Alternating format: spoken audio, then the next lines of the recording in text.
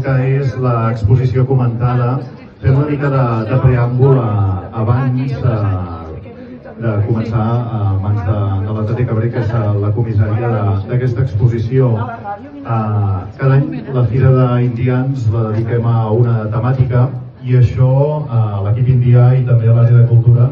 ens juga a favor perquè podem encarregar un projecte de recerca i d'història sobre aquesta temàtica. En aquest any la cafè, la copa i el puro. També cal dir que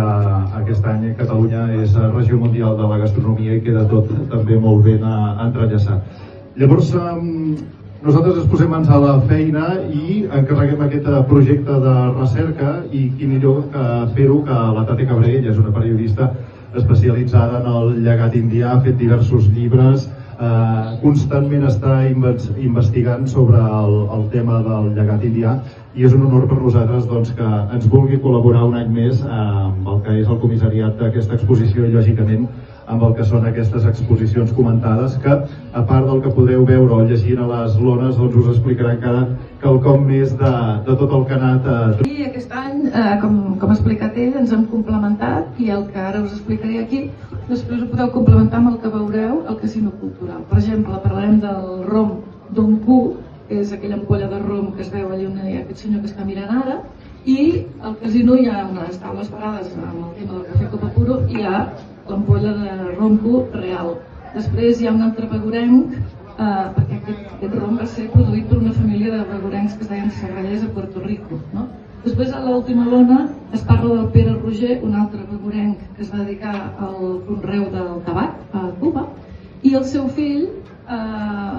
quan van tornar a Espanya, com els indians, en comptes de dedicar-se al tabac, perquè aquí a Espanya no podia, es va dedicar al paper de liar cigarrets. Llavors va fer un paper marca Jan, que també el podeu veure a l'exposició del casino. I així, després d'aquesta visita, si voleu anar allà, que com ha dit el David és gratuïta la visita, podeu complementar i veure els objectes reals que aquí surten a les fotografies. Doncs moltíssimes gràcies a l'Ajuntament de Begur i al David i a l'àrea de cultura i l'àrea de comunicació, amb la Irina. I anem a veure què és el que aquest any descobrirem amb aquesta exposició, que és l'explicació de la frase cafè, copa i puro. Què significa el cafè, copa i puro? És una frase que tenim molt assimilada en el llenguatge,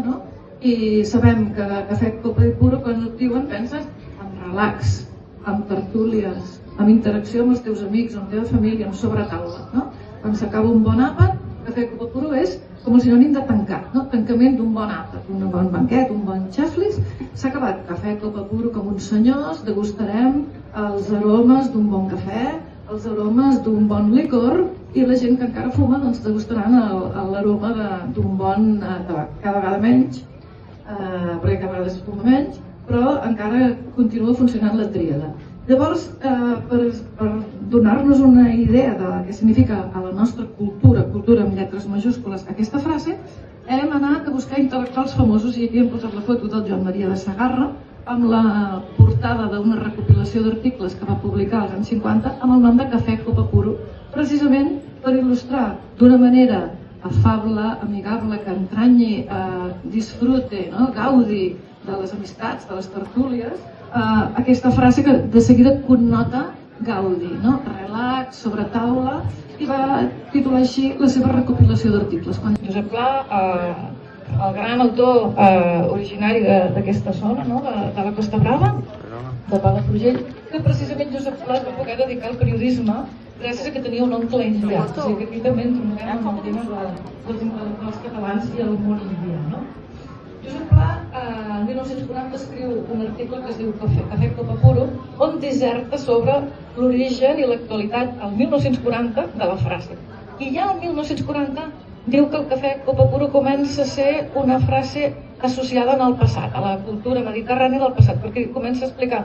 a Barcelona tothom té massa pressa, tothom treballa molt i ja no hi ha temps de sentar-te després d'un àpat a fer el cafè Copa Puro. Llavors ho compara amb la situació a Madrid i diu a Madrid encara viuen amb el cafè Copa Puro, però Barcelona ja comença a no estar vigent i dintre de poques generacions el cafè Copa Puro ja haurà passat a la història. I això ho deia el 1940. I en canvi avui en dia encara segueix vigent en els ambients que la gent ja no treballa a cuita corrent, a contrarrellotge, o sigui, gent més aviat jubilada, rentistes que han arribat a una certa edat i ja poden anar a jugar al golf i després fer un bon cafè copa puro i deixar passar la tarda mentre parlen de les seves inversions, dels seus business i fan el networking, no? O sigui que el cafè copa puro seria com la versió antiga del networking actual d'una manera relaxada i calmada. Des d'allí passa al món àrab, del món àrab passa a Europa i després per antonomàsia als països satèl·lit de tot el món colonial europeu. La llegenda diu que hi havia un pastor de cabres a Etiòpia i tenia el ramat de cabres que es van atansar amb uns matolls que hi havia unes plantes amb unes fruites vermelles i el pastor va observar que aquelles cabres, quan menjaven aquells fruits vermells, estaven molt excitades i a la nit no dormien, tota la nit excitades les cabres, i va veure que aquell fruit vermell, que era el fruit del cafè, tenia aquestes propietats, excitava les cabres i les cabres no dormien, les cabres amb uns ulls, i llavors van començar a fer tisanes, infusions i va sortir el cafè. I d'aquesta manera el cafè es va convertir doncs, en l'excitant dels intel·lectuals, de la gent que necessita despejar-se al dematí, no? I aquesta és la llegenda de les cabres d'un pastor d'Etiòp on es remunta. Després hi va haver els francesos, que quan ja estava expedit a França, van decidir portar-lo a ultramar, a les seves colònies. I el primer francès que tenim documentat és aquest senyor que surt al gravat, que és el Gabriel de Clier, que va portar la planta a la Martinica l'any 1720. Aquí el veiem al seu vaixell, amb els mariners, regant la planta, no se'n mori, fins a la Martinica, no? Després